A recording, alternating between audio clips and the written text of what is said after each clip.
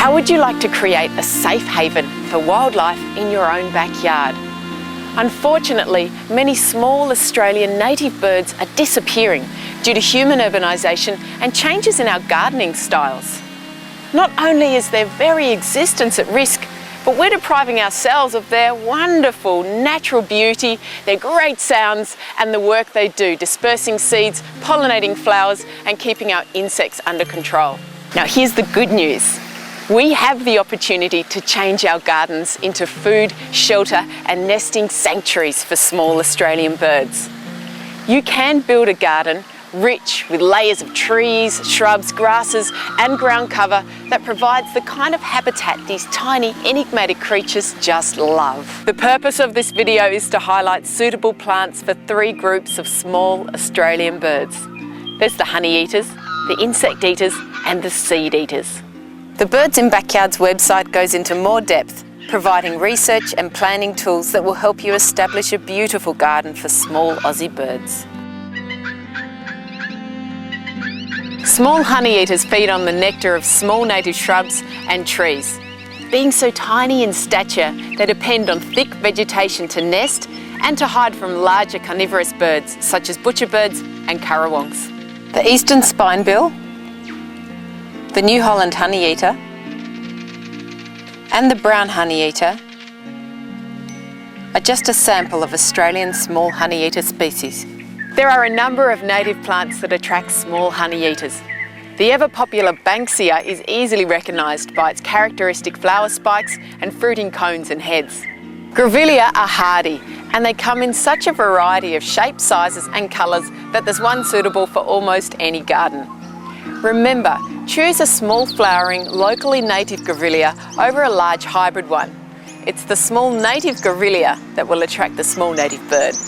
This is a close relative of Grevillea and Banksia. With 130 endemic species to Australia, it's Hakea. These protective, spiky leaves make a great shelter for small birds. Melaleuca sounds and looks wonderful. The different species have flowers in red, pink, mauve, purple or yellow, and they're all closely related to the bottlebrush. Coria are so rewarding to grow. They thrive in practically any soil, in full sun and in shade.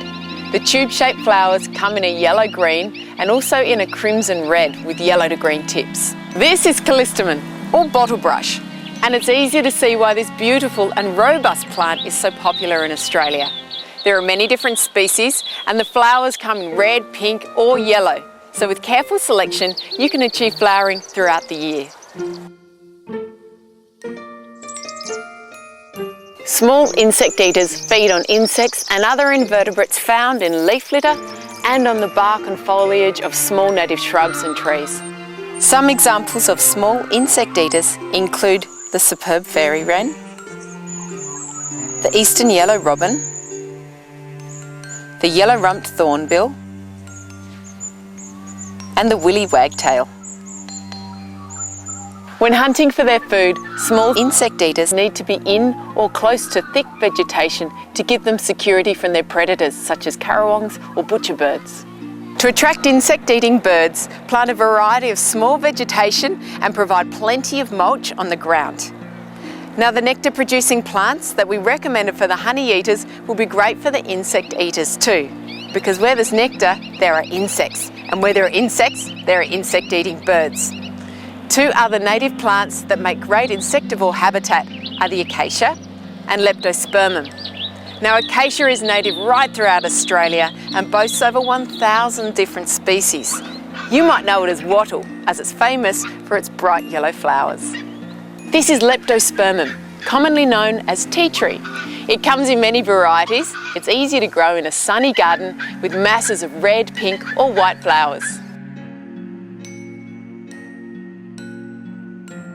Like other small Australian birds, the seed eaters love thick vegetation to nest, forage and shelter in. The seeds from mature native grasses are their main food source, so by planting grasses next to thick shrubs, you are providing an environment where these little birds can just thrive. The red-browed finch, the double-barred finch, and the chestnut-breasted manakin are just a few of the small seed eater family. To attract small seed-eating birds, consider planting tea tree and wattle, both described earlier in this video, along with the following native grasses. This attractive grass is Lomandra. It survives in most conditions, producing creamy yellow flowers and brown clustered seeds. Femida, or kangaroo grasses, are found all over Australia. The red to green, brown, even purple leaves are long and thin, and when in season the seed heads are a distinctive rusty red. Poa, or tussock grasses, are found all over Australia and they're particularly hardy. The grass has this lovely silvery blue to green foliage and seeds that small birds find irresistible. Choosing plants for your garden can be a bit of fun, but make sure they are compatible with your property. The aspect and position of your garden, as well as the soil type, are very important.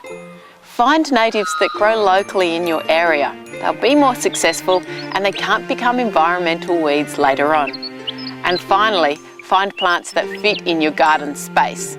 Now, you can prune most Australian plants, but make sure you know just how big they'll grow, both up and out. Groups of small birds adore dense shrubby layers, so if you have the space, plant 5 to 7 shrubs of the same species together to create a mini habitat for them.